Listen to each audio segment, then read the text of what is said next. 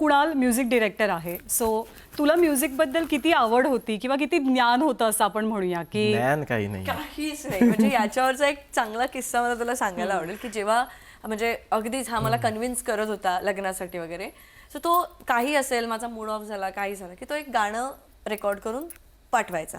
So त्याने एक गाणं मला रेकॉर्ड करून पाठवलं होतं की आम्ही बिझनेस व्हॉट्सअपवरनं हा माझ्याशी बोलायचा. मी याला म्हटलं की तू पर्सनल नंबरवरनं का नाही बोलत आहेस, कारण मला प्रत्येक गोष्टीत डाऊट घ्यायची सवय होती आणि तसा मी घेत होते. कारण जर मी आणि याच्यासोबत माझं काही लग्नाचा इंटेन्शन नव्हतं असं की बिझनेस नंबरवरून त्याला काही नाही, बोला. त्याच्यासाठी दोन्ही नंबर सेम होते. पण माझ्यासाठी की बिझनेसवरनं बोलतोय म्हणजे हा तेवढा इम्पॉर्टंट मला समजत नाहीये की काय, असं माझं होतं.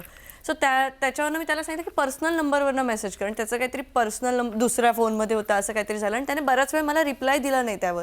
तर मला असं वाटलं की हा म्हणजे मला अगदीच लाईटली घेतोय. तर मी याला रिप्लाय करणं बंद केलं. तर त्याने मला एक गाणं रेकॉर्ड करून पाठवलं, ते रूठ न जाना हमसे तिला माहिती काही असं असेल. काहीतरी, तुला माहित असेल.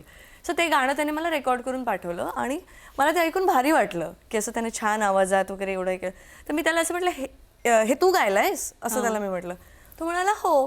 तर त्याने थोडंसंच पाठवलं होतं ना, तर मी त्याला म्हटलं की पूर्ण कर हा हे गाणं असं. तर तो म्हणाला चालेल, मी करेन. आणि नंतर काय झालं की बरेच दिवस गेले आणि एकदा मी असंच जात होते टॅक्सीमधून आणि FM वरती ते गाणं लागलं. आणि मी म्हटलं की हा खोटं बोलला माझ्याशी. हा तर म्हणाला होता की ते त्याने गायलंय. मी लगेच त्याला मेसेज केला की तू खोटं बोलतोस का माझ्याशी, मला पटवायला वगैरे असं हे की तू म्हणालास की हे गाणं तू गायलास. तो म्हणाला की अगं मीच गायलोय. तर मी म्हटलं की नाही पण मी FM वरती गाणं ऐकलं. तो म्हणाला अगं ओरिजिनल माझं थोडीच आहे. तू मला एवढं R.D. विचारलंस. बर्मन सरांचं गाणं किती फेमस Are you गाणं. serious? तुला आणि गाणं तुला माहिती ते गाणं नव्हतं? माहिती नव्हतं. आणि अरे काही मी टीव्ही नाही बघायचे, मी मूवीज. आताही तो ना कधी कधी मला विचारतो तू हा मूवी पाहिलायस का. मी म्हणते नाही. तो ना अरे तू वेडी आहेस का, तू हा मूवी नाही पाहिला. मला आई वडिलांनी टीव्हीच बघू नाही दिला, फक्त अभ्यास अभ्यास अभ्यास. आणि त्यामध्ये एवढं नाही काही माहीत मला. अरे सगळ्यात आवडणारे गुण कोणते आहेत? म्हणजे तुला कुणालमधलं काय आवडतं? प्रेमात पडलायत, लग्न झालंय, सगळं झालंय.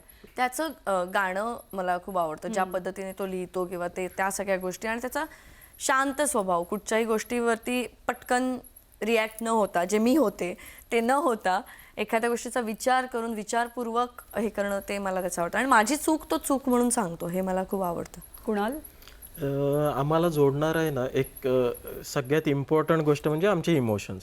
ती पण खूप इमोशनल आहे आणि मी पण खूप इमोशनल आहे. मला आणि तिचे सगळेच म्हणजे तिने जे काही KEMचं मॅटर असेल किंवा आपलं टोलवाला प्रकार असेल, ते ज्या पद्धतीने ते हँडल करते ना आणि ती इमोशनली अटॅच होते सगळ्या गोष्टींबद्दल, ते मला फार आवडतं. म्हणजे ती जिद्दी आहे ना, ज्या प्रकारे ती सगळ्या गोष्टीबद्दल पुढाकार घेते, हे मला खूप आवडतं.